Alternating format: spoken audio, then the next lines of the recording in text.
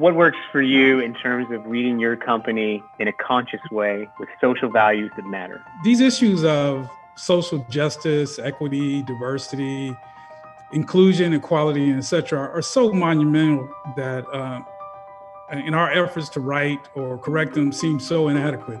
But I do take solace in that our collective efforts are slowly starting to make a dent in this issue, in these problems.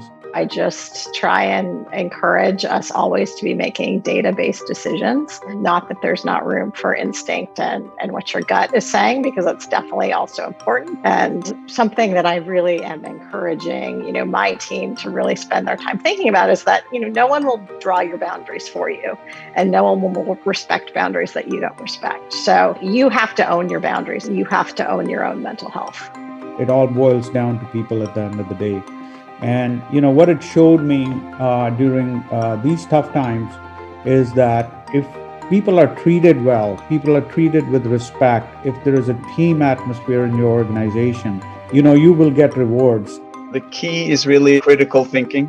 Like if you question continuously what you do and the messages that you receive, the information you get, and you do that, question that in a constructive and healthy way, you'll eventually find your way towards a more conscious and sustainable leadership and approach. We're a digital platform, and so there's a lot of opportunities for us to have conversations about if we are successful and become an extraordinarily scaled digital platform, what kind of decisions do we make about who is allowed to use our platform and who is not allowed to use our platform? I've been advocating to anyone who can listen that we need to add serendipity to the web. One of the brilliant things about having a physical newspaper is you read articles you'd never read. And so, we talk about civics education. I hope that we move more systemically in education away from a topic and more towards systems of thinking, and empathy is one of the big ones. I do think if you're at the beginning of a career looking out, the important thing to know is that you are not going to know what the path looks like.